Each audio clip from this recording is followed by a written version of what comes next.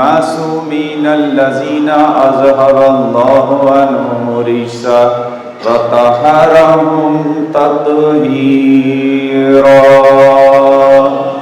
ولعنة الدائمة على أعدائهم أجمعين من الآن إلى قيام يوم الدين.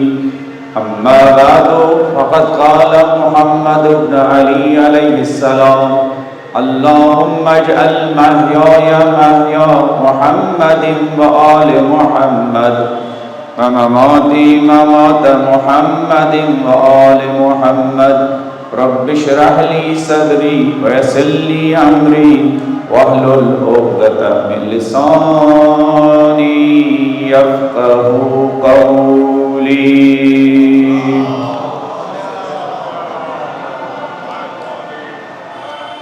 خدا کے گھر میں مسجد میں ہم بیٹھے ہوئے ہیں. جن والدین نے آپ سب کو ہم سب کو خدا کے گھر میں آنے کی تربیت دی،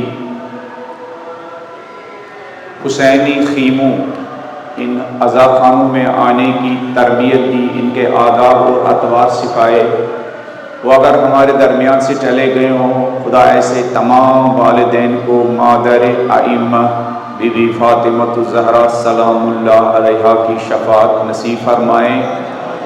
زندگی بھر ان مسجدوں میں آ کر، ان ممبروں کے سامنے بیٹھ کر دین کے جن خدمت گزاروں کا بیان سنا، واعظ و نصیحت سنی، تبلیغ سنی، اہل بیت کے فضائل سنے، وہ دین کے خدمت گزار اگر ہمارے درمیان سے اٹھ گئے ہوں، خدا ان سب کو بھی محمد و آل محمد علیہ السلام کی شفاعت نصیب فرمائیں. یہ جو مرثیہ خوان ہوتے ہیں، ہمارے نوحہ خوان ہوتے ہیں، ایک مصرع پڑھ کے ہمارے روحوں کو کربلا کی طرف پرواز کرواتے ہیں. اگر فرش اعضاء کے یہ خدمت گزار ہمارے درمیان سے اٹھ گئے ہوں، خدا ان سب کو بھی کروٹ کروٹ جنت نصیب فرمائیں. یہ مومنین، یہ مومنات کتنی خلوص کے ساتھ اہل بیت علیہ السلام کی محبت میں یہ نیاز تقسیم کرتے ہیں، یہ نظر تقسیم کرتے ہیں. خداوند جلیل ان تمام کاموں کے صدقے ان کی دین اور دنیا کو آباد فرمائیں. ان کی گھروں میں اگر کوئی مشکل ہو، اس مشکل کو آسان فرمائیں. پریشانی ہو تو ان پریشانیوں کو دور فرمائیں. بیمار ہو ان بیماروں کو شفائے عاجل عنایت فرمائیں. بے روزگار ہو تو ان کو روزگار عطا فرمائیں. برسر روزگار ہو خدا ان کی کمائی میں برکت عطا فرمائیں. شجرہ اسلام کو شہیدوں نے اپنے خون سے سینچا، ہر زمانے میں ہر جگہ ان شہیدوں کے درجات بلند ہے. خدا ان شہیدوں کو بھی کربلا کے شہیدوں کے ساتھ مشہور فرمائیں. ہمارے دور کے والا مقام شہید آیت اللہ عظمیٰ امام خامنئی، ان کے گھر والے جو شہید ہوئے، ان کے ساتھی جو اس ایک سال میں 12 روزہ اور 40 روزہ جنگ میں شہید ہوئے، ایران میں، عراق میں، لبنان میں، یمن میں اور دیگر مقامات پر، خدا ان شہیدوں کو بھی اہل بیت علیہ السلام کی شفاعت نصیب فرمائیں. ہم سب کو، ہمارے والدین کو، ہمارے مرحومین کو، وہ لوگ جن کا ہماری گردنوں پر حق ہو اس وقت ہمارے درمیان نہ ہو، ان تمام لوگوں کو بھی ان شہیدوں کی شفاعت نصیب فرمائیں. بانیان مجالس کے مرحومین کو بھی خداوند منان ان شہیدوں کی شفاعت نصیب فرمائیں. وہ تمام لوگ جن کے ہمارے گردنوں پر حق ہو، اب ہمارے درمیان سے اٹھ گئے ہو، خدا ان سب کو بھی محمد و آل محمد کی شفاعت نصیب فرمائیں. تمام مرحومین کی مغفرت کے لیے، بلندی درجات کے لیے محمد و آل محمد علیہ السلام کی شفاعت ان سب کو نصیب ہونے کے لیے سب مل کر ایک مرتبہ سورہ حمد اور ایک مرتبہ سورہ اخلاص کی تلاوت کر کے ان سب کی روحوں کو بخش دیں. بسم اللہ الرحمن الرحیم. الحمد للہ رب العالمین الرحمن الرحیم مالک یوم الدین. ایاک نعبد و ایاک نستعین. اهدنا الصراط المستقیم صراط الذین انعمت علیہم غیر المغضوب علیہم ولا الضالین. بسم اللہ الرحمن الرحیم. قل هو اللہ احد اللہ الصمد لم یلد ولم یولد ولم یکن لہ کفوا احد۔ اپنی صحت سلامتی کے لیے ہمارے درمیان وہ لوگ جن کے سروں پر ماں باپ کا آسمانی سایہ، ماں باپ کا رحمت کا سایہ، ماں باپ کے لطف و کرم کا سایہ ہے، وہ سایہ تا دیر ان کے سروں پر باقی رہنے کے لیے جو ہمارے یہاں دین کے خدمت گزار ہیں، ان دین کے خدمت گزاروں کی صحت سلامتی کے لیے خصوصاً فرزندان زہرا آیت اللہ عظمیٰ سیستانی، آیت اللہ مجتبیٰ خامنئی، ام نجف اور دنیا بھر کے دیگر دین کے خدمت گزاروں کی صحت سلامتی تندرستی کے لیے، اور وہ حسینی جوان جو اس وقت کے یزیدیوں کے ساتھ برسر پیکار برسر جنگ ہے، ایران میں، عراق میں، لبنان میں، یمن میں، ان حسینی جوانوں کی کامیابی کامرانی کے لیے ان کے ہاتھوں ہمارے زمانے کے یزید، ٹرمپ و نیتنیاہو، امریکہ و اسرائیل نیست و نابود ہونے کے لیے بلند آواز میں ایک صلوات پڑھ دیجیے۔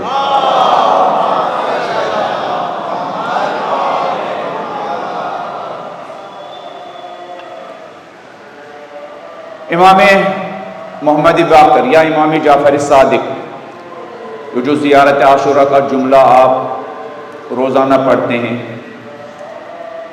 میں نے اس سے پہلے بھی حیدرآباد میں شاید وہ میری پہلی مجلس تھی، اس میں بھی کہا کہ ائمہ نے لوگوں کو اپنے مقاصد تک پہنچانے کے لیے مختلف ذرائع استعمال کیے، ان میں سے ایک ذریعہ دعائیں، زیارات ہیں۔ بار بار ان چیزوں کو ریپیٹ اور تکرار کرنے کی تاکید اس لیے کی گئی ہے کہ تکرار کرنے سے بات دل و دماغ پر راسخ آتی ہے۔ اس زیارت عاشورہ پڑھنے کی اتنی تاکید، اس کا ایک راز یہ ہے کہ محمد و آل محمد مجھے اور آپ کو یہ بات باور کرانا چاہتے ہیں کہ تمہاری زندگی کا آئیڈیل اور نمونہ اور مثال اور اسوہ ہم ہیں، محمد و آل محمد۔ اور زیارت عاشورہ کے قالب میں محمد و آل محمد روزانہ ہم سے یہ دعا کرواتے ہیں، پالنے والے میں جینا چاہتا ہوں لیکن جینے کا انداز 1400 سال پہلے زہرا کے بچوں کی طرح ہونا چاہیے، محمد و آل محمد کی طرح۔ اللہم اجعل محیای محیا محمد و آل محمد، پالنے والے میری زندگی کو محمد و آل محمد جیسی زندگی بنا دے، ومماتی مماتا محمد و آل محمد، پالنے والی میری موت بھی محمد و آل محمد جیسی موت، فی سبیل اللہ، خدا کے راستے میں جان دینے میں کیا میری جان نکل جائے۔ بہت ہی پرمغز دعا ہے، اللہم اجعل محیای محیا محمد و آل محمد، پالنے والے میری زندگی محمد و آل محمد کی طرح ہو، یعنی میری زندگی کا آئیڈیل، میری زندگی کا نمونہ، میری زندگی کا اسوہ، میں جن لوگوں کو سامنے رکھ کر زندگی گزاروں، میں جن کی اداؤں کو دیکھ کر اپنی ادا ٹھیک کروں، میں جن کے چلنے سے اپنے چلنے کا انداز ٹھیک کروں، میں جن کے سوچنے سے اپنے سوچنے کا انداز ٹھیک کروں، میں زندگی کے شب و روز جن کے انداز سے گزاروں، میرے شب و روز کا جو گزارنے کا طریقہ وہ کیسا ہو۔ اللہم اجعل محیای محمد و آل محمد، پالنے والے میرے شب و روز کا زندگی گزارنے کا طریقہ محمد و آل محمد جیسا ہو۔ لیکن ہماری پرابلم یہی ہے کہ 2-3 دن سے میں بار بار ریپیٹ کر رہا ہوں کہ ہم نے طے کر کے رکھا ہے کہ ہمیں سمجھ کر نہیں پڑھنا ہے، اور سمجھانے والوں کے ہم دشمن ہو جاتے ہیں، ہم سمجھانے والوں کے دشمن ہو جاتے ہیں۔ اللہم اجعل محیای محیا محمد و آل محمد، قابل غور جملہ ہے۔ جب یہ ہماری دعا ہے کہ ہماری زندگی ان کی جیسی ہونی، اس کا مطلب ہے کہ ہمارے لیے ضروری ہے، ہمارے لیے امپورٹنٹ ہے ہم ان کی زندگی کو سمجھیں، تبھی تو ان کی جیسی زندگی گزار سکتے ہیں۔ ہمیں معرفت ہو انہوں نے کیسے زندگی گزاری ہے، تبھی تو ہم ان کی جیسی زندگی گزار سکتے ہیں۔ ہمیں نالج ہو ان کی زندگی کیسی گزری، ان کی زندگی کے کیا اصول تھے، ان کی زندگی کے کیا روش تھی، وہ تو ہمیں ان کی سیرت کا پتہ ہونا چاہیے، ان کا لائف سٹائل کیا تھا، ان کا طرز زندگی کیا تھا۔ دعا کے ذریعے گویا محمد و آل محمد مجھے محمد و آل محمد کی معرفت کی طرف لے کے جانا چاہتے ہیں، اور محمد و آل محمد کی معرفت جب آ جائے گی تبھی ہم ان کی طرح زندگی گزار سکتے ہیں۔ اب میں اپنے موضوع کی طرف آتا ہوں۔ یہ امام سجاد علیہ السلام جن کا ہم غم منا رہے ہیں، جن کے ہم ماتم کر رہے ہیں، جن کے نام پر ہم سبیلے لگا رہے ہیں، جو چیز ہماری زندگی میں زیادہ اہم ہونی چاہیے تھی امام سجاد کی، وہ ہماری زندگی میں ہے ہی نہیں۔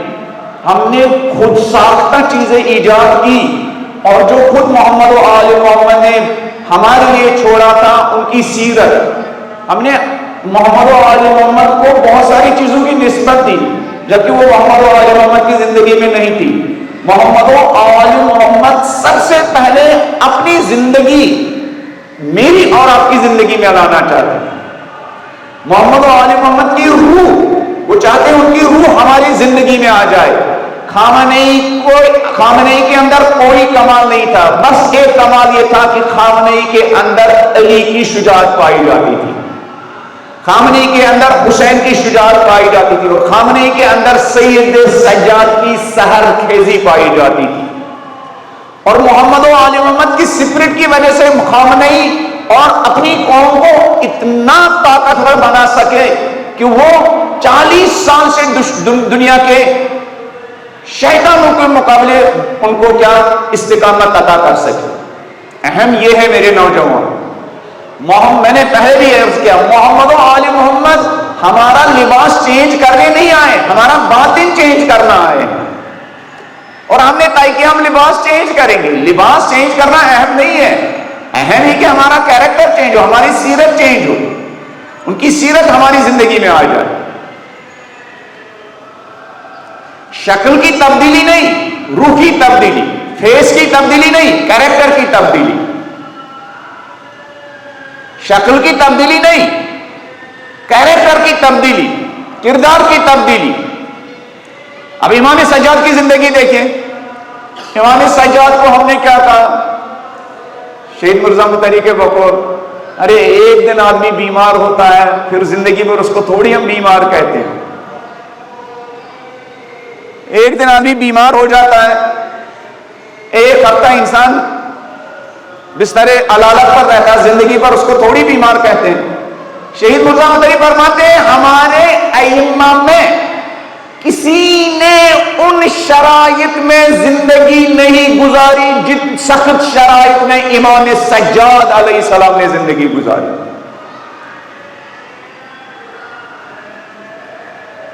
ہمارے ائمہ میں کسی امام کے شرائط اور کنڈیشنز اتنے سخت نہیں تھے جتنے شرائط اور کنڈیشنز امام سجاد علیہ السلام کا۔ کربلا کی اس عظیم مصیبت کے بعد 35 سال 36 سال 34 سال 6 سے زیادہ بنی امیہ کے جلاد ترین سنگ دل ترین خلفاء کے درمیان امام زین العابدین نے زندگی گزاری، جلاد ترین۔ ایسے جلادوں کے درمیان امام زین العابدین نے زندگی گزاری کہ روح کانپ جاتی ہے، روح کانپ جاتی ہے۔ اور اسی دور میں امام نے امامت کا فریضہ ادا کیا۔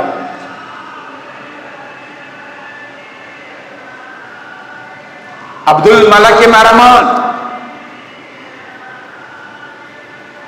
بقول ہمارے ایک استاد کے، وہ صرف امیر المومنین کا بغض نہیں رکھتا تھا، وہ خدا کا بھی بغض رکھتا تھا۔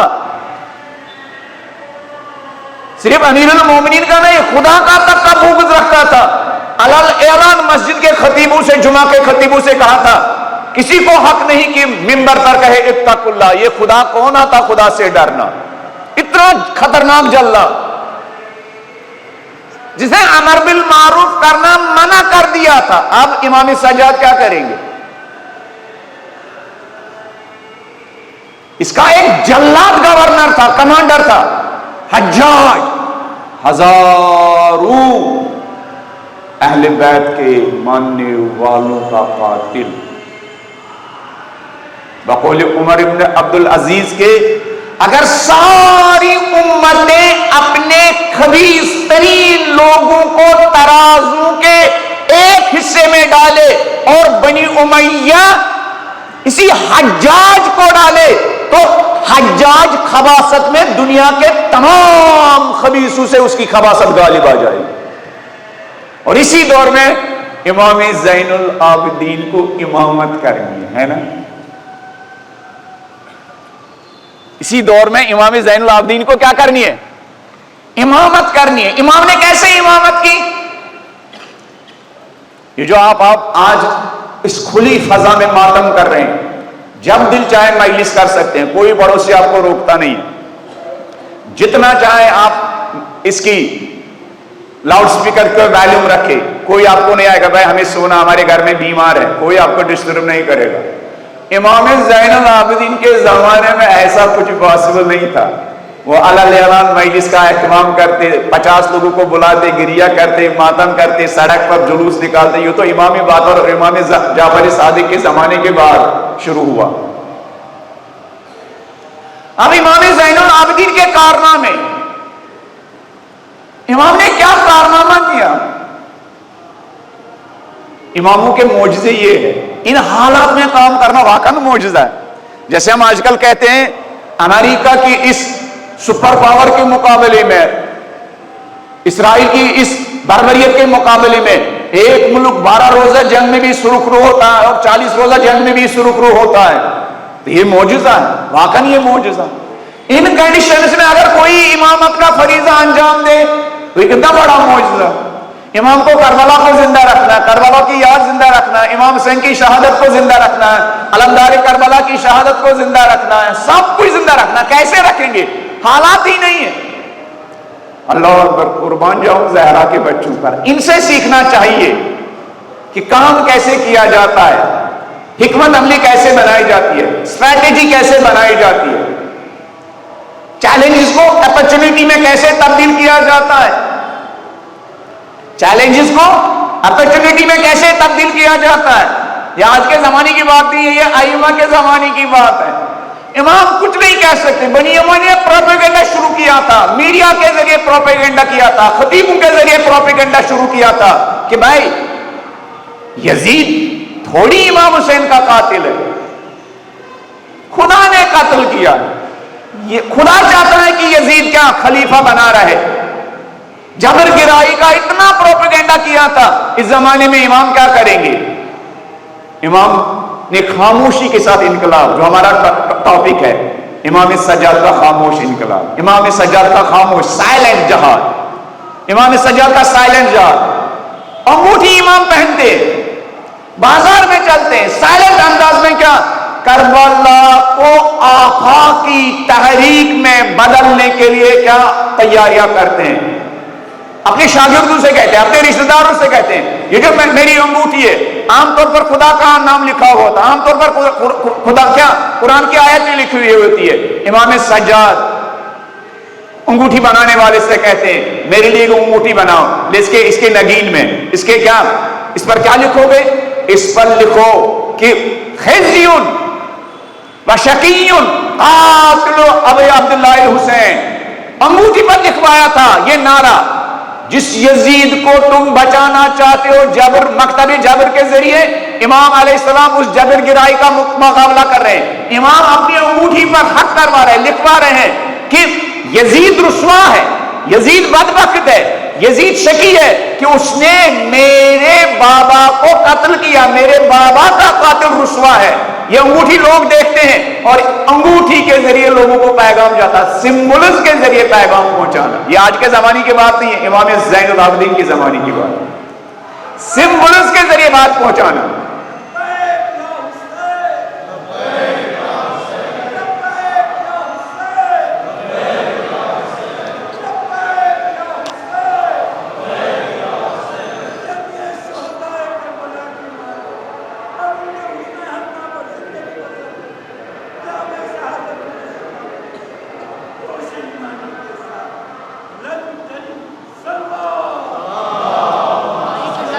بہت بہت شکریہ، جزاک اللہ بیٹا، جیتے رہو.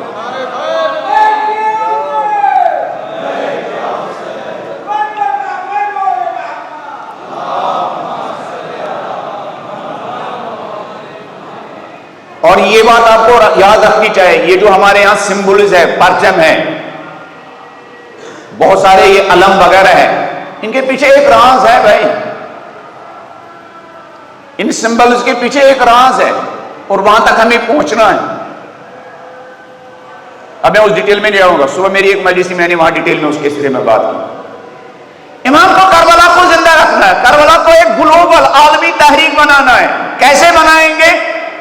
امام نے بولنے کی اجازت نہیں ہے، مجلس پڑھنے کی اجازت نہیں ہے، محراب میں جانے کی اجازت نہیں ہے، ممبر پر بیٹھنے کی اجازت نہیں ہے، ہزاروں کی گیدرنگ میں کھڑے ہونے کی اجازت نہیں ہے۔ امام نے کیا کہا؟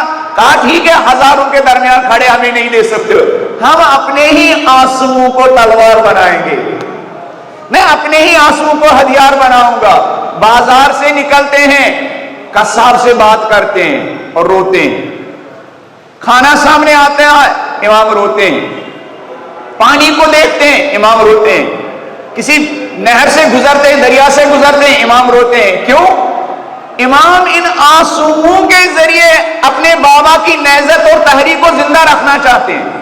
ان آنسوؤں کے ذریعے ہمیں کیا کرنا ہے بھائی؟ جنت تو آپ کو ملے گی ہی، جنت سے زیادہ امپورٹنٹ یہ کہ آپ کو حسین علیہ السلام کی نہضت کو زندہ رکھنا ہے۔ شہید مرزا متحری نے جگہ جگہ یہ جملہ کہا، کربلا کے شہیدوں کا شعور کا لیول اتنا بلند تھا، وہ جنت کی لالچ میں حسین کے ساتھ نہیں تھے، وہ نصرت ایمان کے لیے حسین کے ساتھ تھے، ورنہ اگر وہ جنت کی لالچ میں حسین کے ساتھ ہوتے، شب عاشورہ جب مولا حسین نے بیعت اٹھائی تھی تو ان کو چلے جانا چاہیے تھا، ان کو چلے جانا چاہیے تھا۔ آنسو کے ذریعے حسین علیہ السلام کی یاد زندہ رکھی، کربلا کو زندہ رکھا، عاشورہ کو زندہ رکھا، 72 لوگوں کی شہادت کو زندہ رکھا حسین علیہ امام زین العابدین علیہ السلام۔ امام زین العابدین نے سمبلز کے ذریعے، علامت کے ذریعے، امام مسجد میں حاضر ہوتے ہیں، نماز پڑھنا چاہتے ہیں، امام نے ایک رومال میں کربلا کی مٹی کو محفوظ رکھا، اور جب سجدہ کرنا چاہتے ہیں تو کربلا کی مٹی پر سجدہ کرتے ہیں۔ کیوں؟ اس کے ذریعے بھی حسین امام زین العابدین کربلا کی یاد زندہ رکھنا چاہتے ہیں۔ اپنے اصحاب ملتے ہیں، ان کو تاکید کرتے ہیں تمہارے امکان میں تو روزانہ کربلا کی زیارت کو جاؤ۔ یہ جو آپ دیکھ رہے ہیں نا آج 40 میں کروڑوں لوگ ہیں، اس کی گٹی میں امام زین العابدین کی حکمت عملی کار فرما ہے۔ یہ جو آپ کروڑوں کا اجتماع دیکھ رہے ہیں نا، اس کی گٹی میں امام زین العابدین کی حکمت عملی کار فرما ہے۔ امام زین العابدین کا ایک بڑا کارنامہ یہ ہے کہ کربلا کو زندہ رکھنا، کربلا کو گلوبل بنا، کربلا کو عالمی تحریک بنا دینا، کربلا کو ایسی تحریک بنانا کہ یہ تمام ظالموں سے لڑنے والوں کے لیے کیا ایک مکتب، ایک اسکول بن جائے۔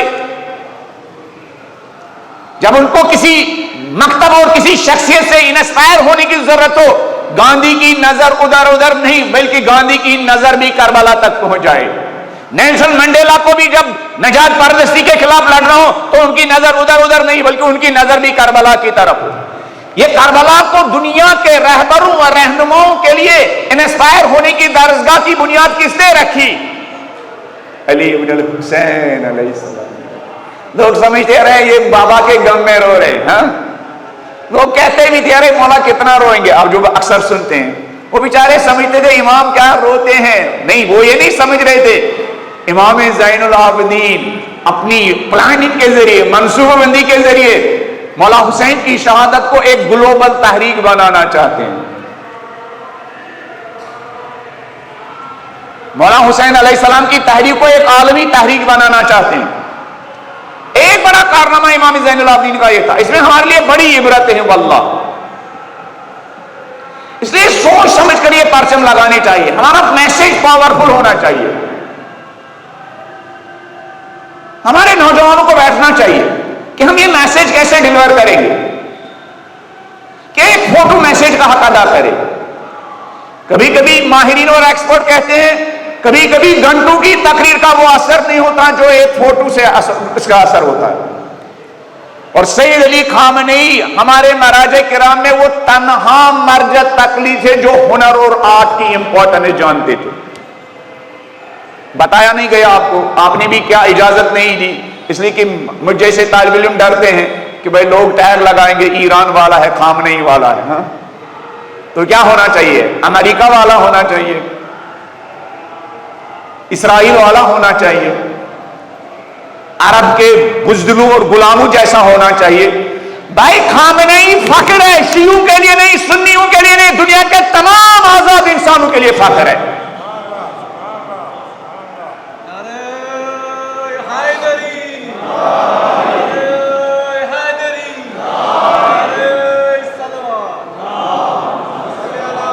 ابھی جب جنگ کے بادل منڈلا رہے تھے، سارے لوگ سہمے ہوئے تھے، خامنئی نے انگوٹھی پر توحید کا کلمہ لکھوایا، ان معی ربی۔ ٹرمپ تو بڑے بڑے ہتھیاروں سے ہمیں ڈراتا ہے، عرب خبیثو تم ہم سے کہتے ہو ارے جھک جاؤ تباہی آئے گی، تم لوگ ہمیں ڈراتے ہو کوئی تمہارے ساتھ نہیں ہے، ان معی ربی، میرے ساتھ خدا ہے، اور جس کے ساتھ خدا ہوتا ہے اس کو کوئی شکست۔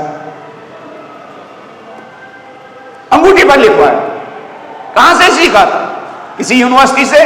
دنیا کی یونیورسٹی نے اس سے نہیں، امام زین العابدین علیہ السلام کے مکتب سے سیکھا تھا۔ سمبلز کے ذریعے کیسے مکتب کی ترجمانی کی جاتی ہے۔ دنیا بھر کے کتنے لوگوں نے اسی انگوٹھی کو دیکھ کر کیا خامنئی اور شیعت کے بارے میں ترانے اور کیا نغمے گائے ہیں، انگلش میں اور دوسری زبانوں میں۔ سمبلز کے ذریعے مکتب کی ترجمانی، علامتوں کے ذریعے پیغام پہنچانا، علامتوں کے ذریعے تبلیغ کرنا، علامتوں کے ذریعے اطلاع رسانی کرنا، علامتوں کے ذریعے کے باطل کا کاؤنٹر کرنا، علامتوں کے ذریعے باطل کا کاؤنٹر کرنا۔ سخت کام ہے، ہمارے یہاں بہت سخت کام ہے، ایران میں یہ آسان کام ہے۔ جب یورپ اور امریکہ میں پیغمبر اکرم کے بارے میں بہت سارے وہ خاکے بنائے گئے، توہین آمیز خاکے بنائے گئے، سنا ہوگا، دیکھا ہوگا، کتنے توہین آمیز خاکے بنائے گئے۔ میں نے اور آپ نے کیا کیا؟ میں اور آپ سڑک پر نکل گئے، ہم نے جلوس نکالے، ہاں ہم نے نعرے دیے۔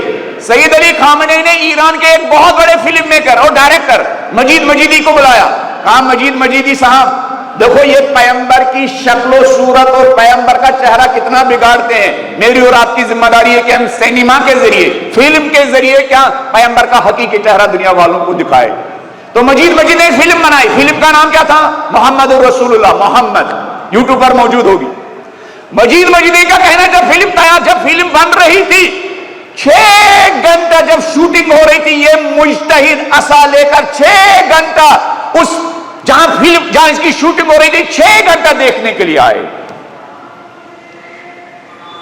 6 گھنٹہ دیکھنے کے لیے آیا۔ کون؟ ایک مجتہد، کہ میرے نبی کے بارے میں ہمیں ایک کاؤنٹر کرنا ہے۔ کس کا؟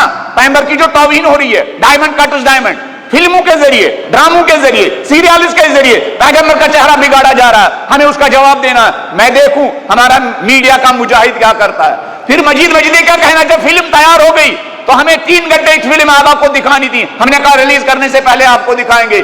مجید مجیدی قسم کھا کر کہتے ہیں ہم نے ان کے آفس میں وہ فلم چلائی اور 3 گھنٹے تک سید علی خامنئی وہ فلم دیکھتے رہے۔ کہا اس دوران ان کے دوا کھانے کا ٹائم آیا، کہنے لگے پیچھے سے ان کے آفس کا ایک آدمی دوا لے کے آیا، ٹائم کے بھی کتنے پابند، سیم اس ٹائم سید علی خامنئی نے پیچھے کی طرف ہاتھ کیا، مڑ کے نہیں دیکھا، نظر ٹیلی ویژن کی سکرین پر تھی، LCD کی سکرین پر تھی، دوا لی اور 3 گھنٹے دیکھتے رہے۔ اور مجید مجیدی کہتے ہیں مجھ سے کہنے لگے مجید مجیدی اگر تم کہو گے اور 3 گھنٹے میں دیکھوں گا۔ یہ ماتم تبلیغ کا بہت بڑا ذریعہ، یہ مجلس تبلیغ کا بہت بڑا ذریعہ ہے، لیکن اگر ہم چاہتے ہیں ہمارا پیغام ہماری صفوں سے باہر جائے تو ہمیں دنیا کے لیٹسٹ اور جدید تبلیغی ذرائع کو استعمال کرنا ہوگا۔ اور جو میدان میں اترتے ہیں ان کا حوصلہ شکنی نہیں کرنی ہے، ان کے حوصلے نہیں توڑنے ہیں، ان کے حوصلہ افزائی کرنی ہے، سمبلز کے ذریعے جا، علامتوں کے ذریعے جہاد، میڈیا وار۔ بلند آواز میں ایک صلوات پڑھ دیجیے۔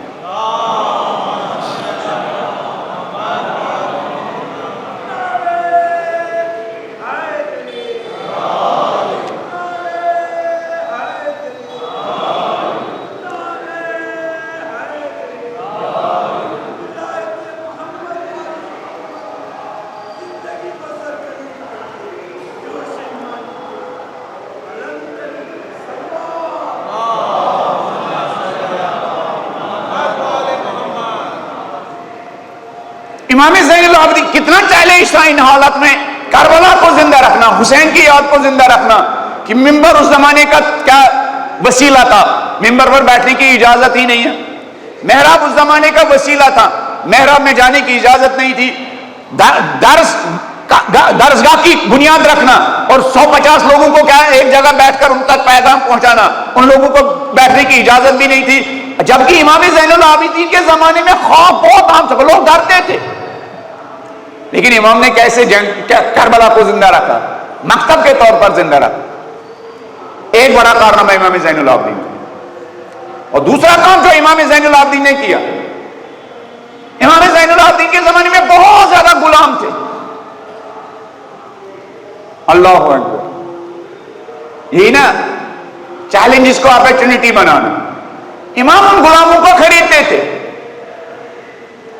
اور 1 سال اپنے گھر میں رکھتے تھے۔ مورخین کہتے ہیں امام نے اپنی زندگی میں 55,000 غلاموں کو آزاد کیا، صرف آزاد نہیں کیا، 1 سال ان کو گھر میں رکھتے تھے، 1 سال تک وہ امام کی زندگی سے اتنا سیکھ جاتے تھے، اور پھر یہ بازار میں جاتے تھے، پھر یہ محلوں میں جاتے تھے، پھر یہ شہروں میں جاتے، 55,000 معمولی بات نہیں ہے، معمولی بات نہیں ہے، ہمیں تبرک بانٹنا ہے، کھانا بھی ہے، لیکن اس کے علاوہ بھی تو ریسپانسبلٹی ہے نا، اس کے علاوہ بھی تو ذمہ داری ہے نا، اپنی نیاز کو صحیح ڈائریکشن بھی دینی ہے، جن تک پیغام نہیں پہنچا ہے ان تک آپ کو پیغام پہنچانا ہے۔ عام لوگ سمجھ رہے تھے ارے امام غلاموں کو خرید رہے ہیں، لیکن امام غلاموں کو خرید نہیں رہے تھے، امام ان کنڈیشنز میں امامت اور ہدایت کا فریضہ انجام دے رہے تھے۔ 55,000 غلاموں کو امام نے آزاد کیا، اور کیا امام زین العابدین کا تربیت کا انداز تھا، سال بھر ان کی تربیت کرتے تھے، عید کی شب ان کو باہر لاتے تھے، مسجد میں لے کے آتے تھے، ان سے کہتے تھے سب مل کر کہو خدایا علی ابن ہم نے سال بھر بہت ساری غلطیاں کی، امام ان کی غلطیاں کو لکھتے تھے، ہم نے امام زین العابدین کی بات نہیں سنی، ہم نے امام کے سامنے کوتاہیاں کی، اور امام کہتے تھے سب مل کر کہو امام زین العابدین نے خدایا ہمیں بخش دیا، معاف کیا، پالنے والے تو بھی اب علی ابن الحسین کو معاف فرما۔ تربیت کا انداز، تربیت کا انداز،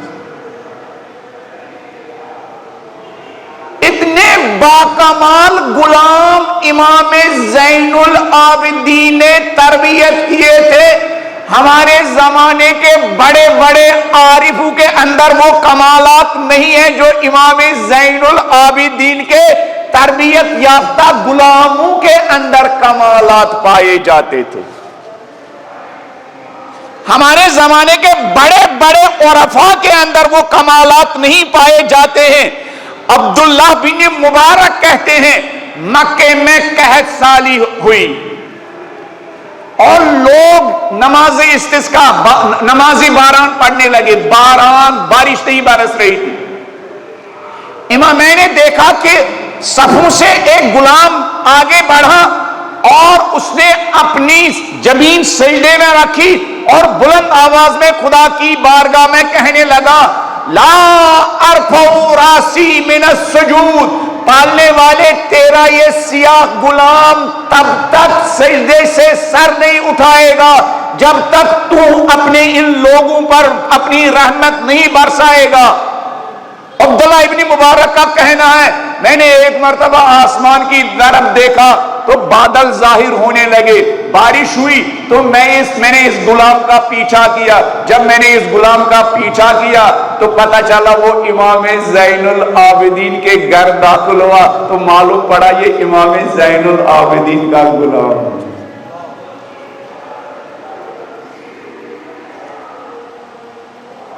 چیلنجز کو اپرچونٹی میں تبدیل کرنا، امام زین العابدین سے سیکھنا۔ ہمارے انڈیا میں کچھ آرگنائزیشنز ایسی ہیں جو ایسے ہی لوگوں پر کام کرتے ہیں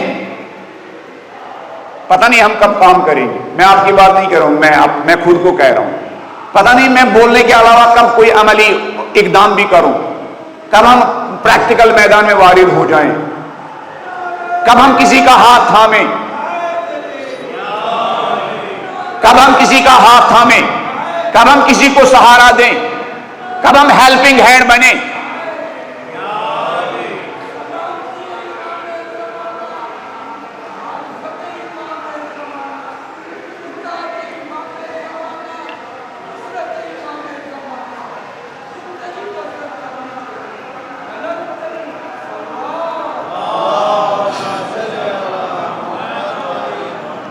علماء فرماتے ہیں کہ یہ جو آپ دیکھتے ہیں کہ امام باقر اور امام صادق کی بارگاہ میں ہزاروں شاگرد ہوتے تھے.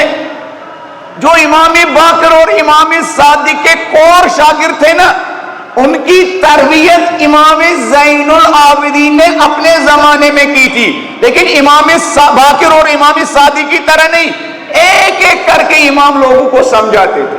ہماری عادت ہے نا بھیڑ ہونی چاہیے.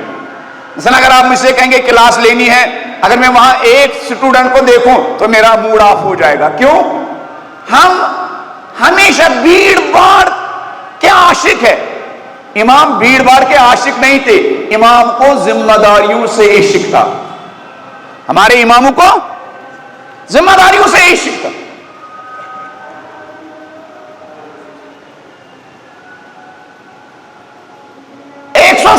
شاگرد برجستہ ترین, جو آپ ابو حمزہ شمالی کا نام ہے, ماہ رمضان میں ان کی دعائیں ہیں, دعائیں ابو حمزہ شمالی, مفسر قرآن. ان کی انجینئرنگ اور ان کی تربیت امام صادق اور امام باقر سے پہلے امام زین العابدین نے کی. لیکن ہزاروں کے مجمع میں نہیں, ایک آدمی ہوتا تھا, دو آدمی ہوتے تھے, تین آدمی ہوتے تھے. تبدیلی کیسے آتی ہے؟ انقلاب کیسے آتا ہے؟ خاموش انقلاب کیسے لایا جاتا ہے؟ ہم پہلے ہی چاہتے بھی بڑی بھیڑ ہونی چاہیے. اور ہمارے یہاں کے بڑے چہروں کو لانے کے پیچھے مقصد کیا ہوتا ہے؟ بڑے چہروں کو سامنے لانے کا مقصد یہ نہیں ہوتا ہے کہ پیغام دور تک جائے, نہیں, بھیڑ جمع ہو جائے. بڑے چہروں کو ممبر پر سٹیج پر لانے کے پیچھے مقصد کیا ہوتا ہے؟ کراؤڈ جمع کرنا, بھیڑ جمع کرنا. یہ مقصد نہیں ہوتا. نہیں, یہ بڑا چہرہ ہے, شاید بڑی جماعت تک دور تک پیغام پہنچا, نہیں, اس کے پیچھے نیت یہ ہوتی کراؤڈ جمع ہو جائے. اہل بیت کراؤڈ جمع نہیں کرنا چاہتے, بھیڑ جمع نہیں کرنا چاہتے. ان کے سامنے ایک آدمی ہوتا تھا, وہ اس ایک آدمی پر بھی کام کرتے تھے. 10 آدمی ہوتے تھے, ان 10 لوگوں پر بھی کام کرتے تھے. 4000 ہوتے تھے, ان 4000 پر کام کرنے سے بھی تھکتے نہیں تھے. ہمارے مکتب میں درسگاہ میں اگر اسٹوڈنٹس کی تعداد کم ہو گئی, ہم کہتے ہیں مکتب کے مدرس سے, ٹیچر سے, بھائی اب بند کر دیجئے. کیوں؟ ہم آ ہی نہیں رہے. ابے 1 تو آ رہا ہے, 5 تو آ رہے ہیں, 10 تو آ رہے ہیں, مگر کم ہے. ارے قرآن ہم سے کہتا ہے من احیاها فکأنما احیا الناس جميعا, ایک انسان کو بدلنا پوری انسانیت کو بدلنے کے برابر ہے.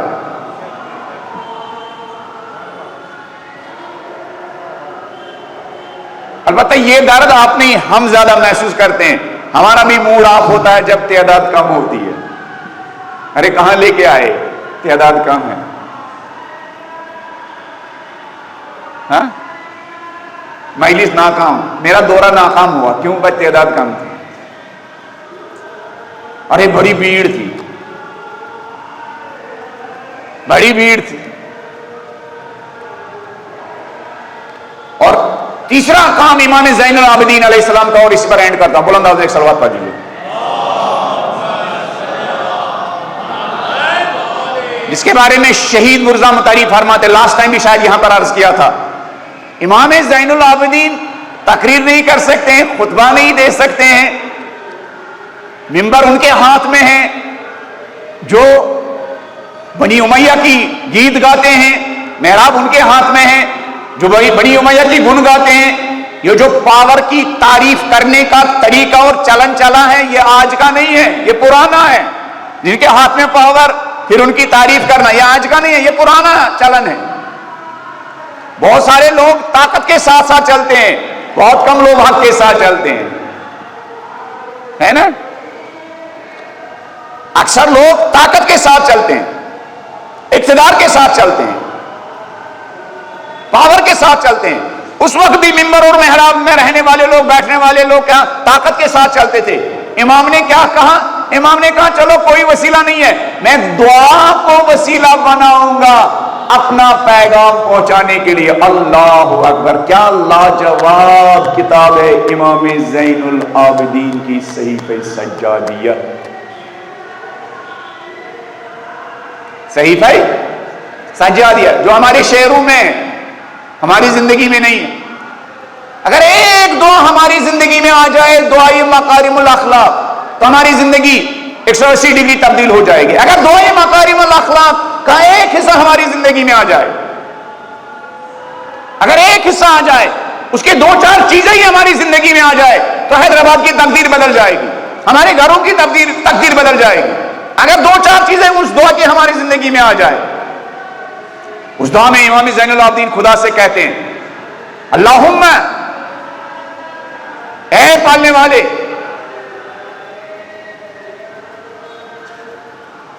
تب تک مجھے زندہ رکھنا جب تک میری زندگی بذلتن فی طاعتک، تیرے راستے میں میری زندگی، میرے سانسیں، میرے دھڑکنیں جب تک تیرے راستے میں خرچ ہو رہی ہے، تب تک مجھے کیا زندہ رکھنا۔ فَإِذَا كَانَ عُمْرِي مَرْتَعًا لِلشَّيْطَانِ، پالنے والے جب میری زندگی شیطان کی چراگاہ بن جائے، جب میری سانسوں کا، جب میرے ہاتھوں کا، جب میری فکر کا، جب میرے خیالوں کا، جب میرے چلنے کا آؤٹ پٹ، فائدہ، رزلٹ، نتیجہ شیطان کو ملے، پالنے والے فَقْبِضْنِي إِلَيْكَ، پالنے والے جب میری زندگی شیطان کے کام آ جائے اور تیرے کام نہ آ جائے، تیرے دین کے کام نہ آ جائے، پالنے والے میں ایسی زندگی سے موت کو زیادہ پسند کرتا ہوں۔ کتنا آسان ہے انسان کے لیے انالیسس کرنا کہ اگر میری زندگی کا آؤٹ پٹ شیطان کو ہے، میں کھانا کھا رہا ہوں، میں دوڑ رہا ہوں، میں جاب کر رہا ہوں، لیکن الٹیمیٹ فائدہ شیطان کو ہو رہا ہے،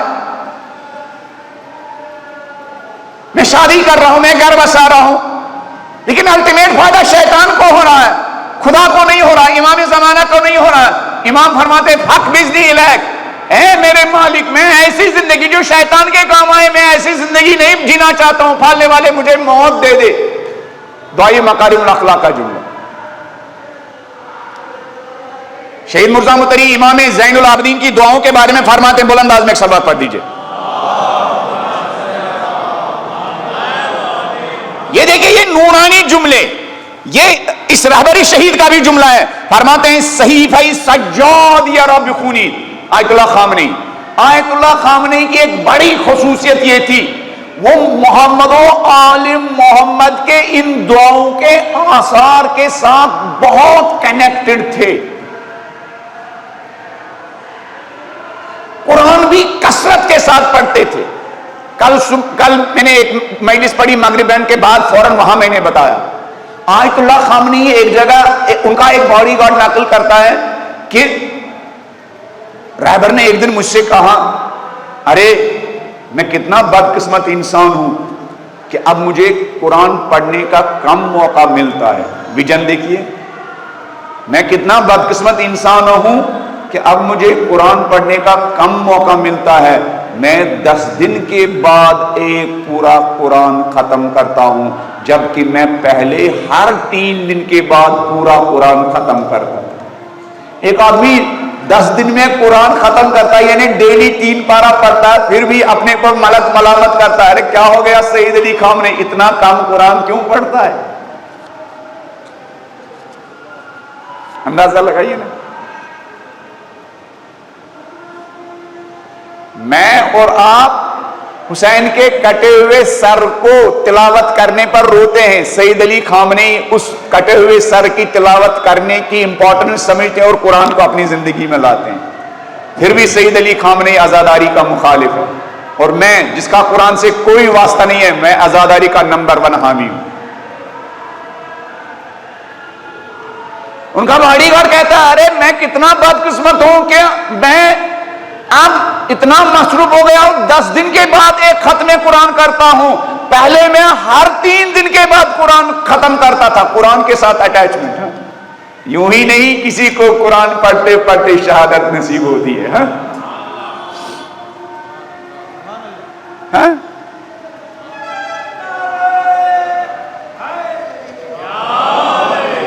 یوں ہی ایسا نہیں ہوتا ہے۔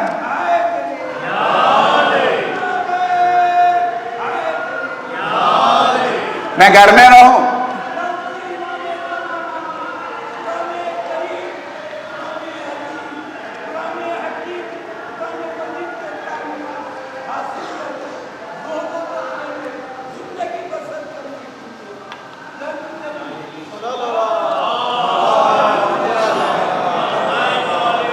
تو یا آیت اللہ خامنی فرماتے ہیں صحیفہ سجاد یا رب خونی، صحیفہ سجادیہ کو پڑھو۔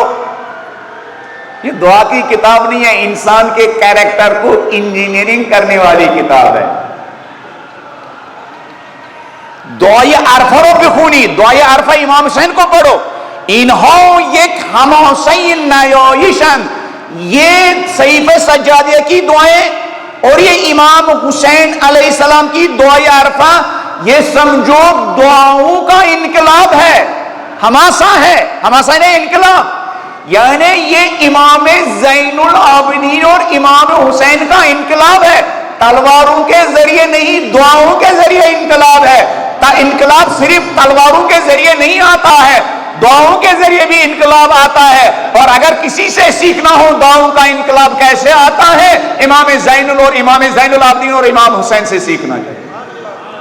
اینہا تعبیر دیکھیے، اینہا یک حماسین نیایشس، یہ دعاؤں کا حماسہ ہے، یہ دعاؤں کا انقلاب ہے، یہ دعاؤں کا ریولوشن ہے۔ ایران میں ایک کتاب چھپی ہے حماسین نیایش، اسی آیت اللہ خامنی کے اسی جملے کو اقتباس میں لیتے ہوئے، حماسین نیایش، دعاؤں کا حماسہ، دعاؤں کا انقلاب۔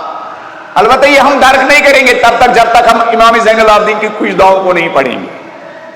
ہمان نیایشس اما در بطن خودش حماسے دارد و حرکت دارد، یہ دعائیں ہیں لیکن ان دعاؤں کے اندر انقلاب چھپا ہوا ہے، ان دعاؤں کے اندر ایک تحریک چھپی ہوئی ہے۔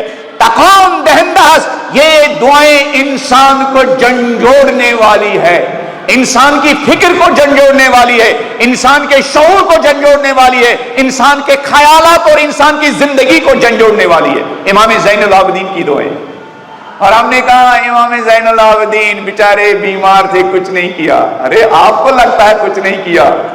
امام زین العابدین کا تاریخ کے بڑے مجاہدوں میں ایک سربراوردہ مجاہدوں میں سے امام زین العابدین ہے۔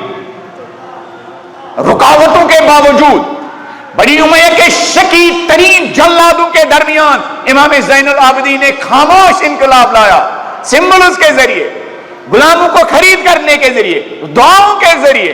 اور ان دعاؤں کی امپورٹنس دیکھیے، اللہ اکبر۔ شہید مرزا مطہری فرماتے ہیں ارے امام زین العابدین کے ماننے والوں، خزانہ ڈھونڈنا چاہتے ہو، وہ خزانے زمینوں کے نیچے نہیں ہیں، خزانے یہی صحیفہ سجادیہ کی دعائیں ہیں۔ شہید مرزا مطہری فرماتے ہیں بخدا قسم، دیکھو معرفت، خدا کی کبریائی کی قسم، گنجینہ از معرفت، امام زین العابدین کی یہ دعائیں معرفت کے خزانے ہیں، معرفت کے خزانے ہیں۔ بخدا گنجینہ از معرفت، قسم بخدا امام زین العابدین کی یہ دعائیں معرفت کے خزانے ہیں۔ پھر شہید مرزا مطہری فرماتے ہیں، لاسٹ ٹائم بھی میں نے یہ بات کی تھی آپ سے، شہید مرزا مطہری بڑا دعویٰ ہے، یہ دعویٰ وہی کر سکتا جس نے پڑھا ہو، سمجھا ہو، آج کی ٹرمینالوجی میں جس کے دل و دماغ پر یہ دعائیں انسٹال ہو چکی ہو۔ شہید فرماتے ہیں اگر ما ہیچ دلیل دیگری نداشتیم غیر از ان دعائی کی داریم از زین العابدین در صحیفہ سجادیہ، اگر شیعوں کے پاس اپنے مکتب کی حقانیت کے لیے کوئی دلیل نہ ہوتی سوائے امام زین العابدین کی صحیفہ سجادیہ کی دعائیں. شہید فرماتے ہیں ہمارے لیے اپنی حقانیت کو ثابت کرنے کے لیے امام زین العابدین کی دعائیں ہی کافی ہے.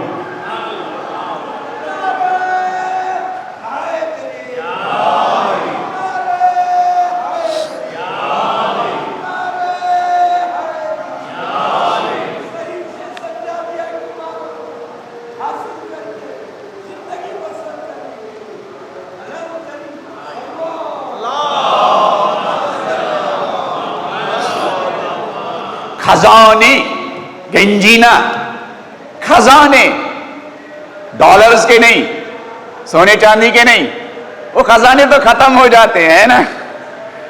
معرفت کے خزانے. اس وقت دنیا میں پیسوں کی کمی نہیں ہے، اناج کی کمی نہیں ہے، معرفت کی کمی ہے.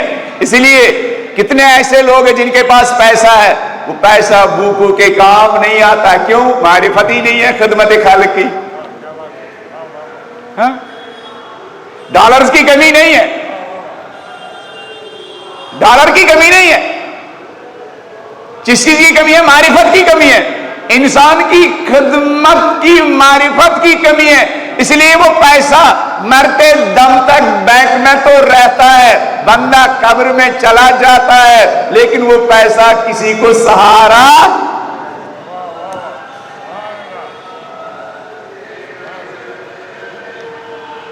معرفت کے خزانے. اگر انسان کی زندگی میں ان دعاؤں کی معرفت آ جائے نا تو انسان کو اپنی زندگی کا ہدف مل جائے گا. پیسے کا گول طے ہو جائے گا. پیسے کا گول کیا ہے؟ زندگی کا گول کیا ہے؟ سانسوں کا گول کیا ہے؟ کرسی پر بیٹھنے کا گول کیا ہے؟ ایک ادارے کا صدر ٹرسٹی بننے کا گول کیا ہے؟ مزے لینا ہے عہدوں سے. دوسرے کے ہاں عہدوں سے مزہ لیا جاتا ہے. علی اور آل علی کے مکتب میں عہدوں سے مزہ نہیں لیا جاتا ہے، عہدوں پر بیٹھ کر ذمہ داری ادا کی جاتی ہے. شہید مرزا مدنی فرماتے سنیے جملہ، آن قدر اینہا اوجو رفعت دارد کہ اصلاً اعجاز جز این چیزی نیست. آزادی مانوی، شہید مرزا مدنی کی کتاب. فرماتے ہیں امام زین العابدین کی ان دعاؤں میں وہ اوج پایا جاتا ہے، وہ کمال پایا جاتا ہے، وہ رفعت پائی جاتی ہے، وہ بلندی پائی جاتی ہے. دنیا والوں معجزہ دیکھنا چاہتے ہو، معجزہ امام زین العابدین کی ان دعاؤں کے علاوہ کسی دوسری چیز کا نام نہیں ہے. اگر آپ کو ٹرائی کرنا ہو، گھر جا کے صحیفہ سجادیہ کھولیے گا اور اس صحیفہ سجادیہ کی ایک اور دعا، وَكَانَ مِن دُعَائِهِ لِأَبَوَيْهِ، جب امام زین العابدین اپنے پیرنٹس کے لیے دعا کرتے تھے، وہ دعا پڑھیے گا، ایک نان مسلم کو دیجیے گا، یقین مانیے گا وہ بھی آپ کی طرح امام زین العابدین کو اپنا امام ماننے کے لیے تیار ہو جائے. وہ الفاظ، وہ دعاؤں کی گہرائی، اللہ اکبر، معجزہ امام زین العابدین.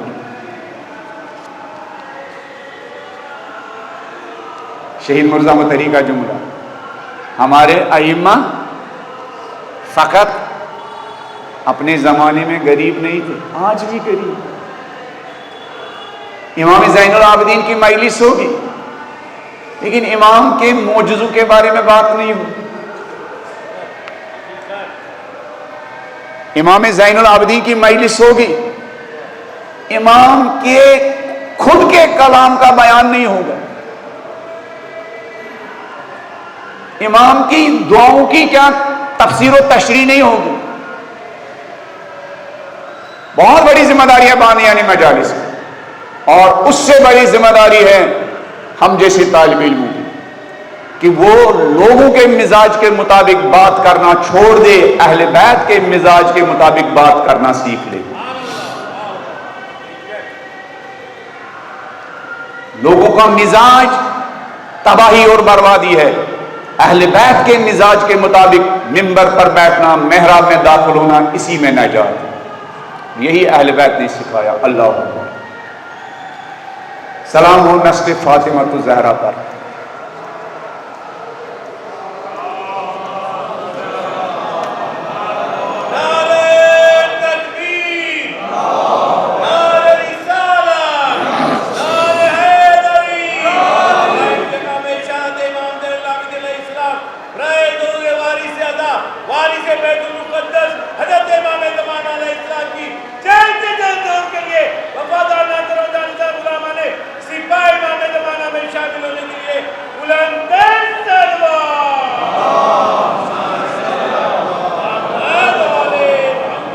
سلام و فاطمہ الزہرا کی نسل پر۔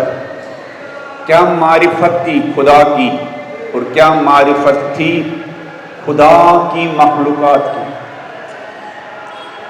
امام زین العابدین کی شہادت کے بعد بالکل امام حسین کی طرح امام زین العابدین کے شانوں پر زخم اور نشانات دیکھے گئے۔ امام باقر سے پوچھا گیا، آقا یہ کون زخم ہے؟ کیا یہ تازیانوں کے زخم ہے؟ کہا یہ نیزوں کے زخم ہے؟ کہا نہیں، ارے مدینے میں میرے بابا رات کے اندھیرے میں اپنے انہوں شانوں پر بوریاں اٹھاتے تھے اور ضرورت مندوں کے گھروں تک وہ اناج لے کے جاتے تھے۔ اللہ، جب معرفت آ جائے گی تو زندگی، تو خلق خدا کی خدمت انسان کی زندگی کا حصہ بن جائے گا۔ اللہ اکبر۔ اپنے ہی شانوں پر اندازہ لگائیے۔ میں نے اس سے پہلے بھی شاید ایک مجلس میں کہا، ارے ایک انسان دن بھر مزدوری کرتا ہے پھر بھی اس کے ہاتھ زخمی نہیں ہوتے، لیکن زہرا کے بچوں نے اپنے شانوں پر کتنا بوجھ اٹھایا رات کے اندھیرے میں، کہ وہ بوجھ اٹھاتے اٹھاتے زہرا کے بچوں کے سارے زخم ہوتے تھے۔ اللہ اکبر۔ ارے امام زین العابدین نے اپنے ان شانوں پر کتنا بوجھ اٹھایا کل کے خدا کے آرام کے لیے، بھوکے پیاسے لوگوں کی بھوک اور پیاس مٹانے کے لیے، حاجت مندوں کی حاجت روائی کے لیے، سختی میں گرے ہوئے لوگوں کی سختیاں دور کرنے کے لیے، کہ شان زخمی ہو چکے، کہ شانوں پر زخم ہو چکے۔ اللہ اکبر۔ حق تو یہ تھا کہ زہرا کے بچوں کے ہاتھوں میں دنیا کی حکومت ہونی چاہیے تھی۔ اجرکم علی اللہ۔ حق تو یہ تھا جن کو زندانوں میں ہونا چاہیے تھے، جن کے ہاتھوں میں ہتھکڑیاں ہونی چاہیے تھی، اس زمانے میں آزاد پھر رہے تھے، اور جن کے ہاتھوں میں، جن کے ہاتھ آزاد ہونے چاہیے تھے، ان کے ہاتھ بندھے ہوئے تھے۔ اجرکم علی اللہ۔ کس حالت میں اہل بیت علیہ السلام کو کوفہ اور شام میں پھرایا گیا۔ اجرکم علی اللہ۔ امام زین العابدین اس سفر کو یاد کر کے بار بار روتے تھے۔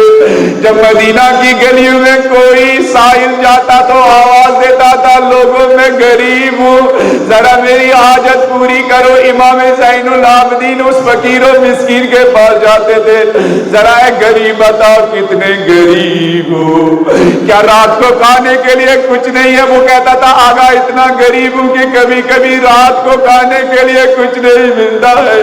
امام کہتے تھے کیا اتنے غریب ہو، اگر تم مر جاؤ تو تمہارا جنازہ اٹھانے کے لیے کوئی نہیں آئے گا؟ وہ کہتا تھا نہیں آقا اتنا غریب نہیں ہوں، اگر میں مر جاؤں، اگر میں غریب لاچار مر جاؤں، ارے یہ لوگ میرا جنازہ اٹھانے کے لیے آ جائیں گے۔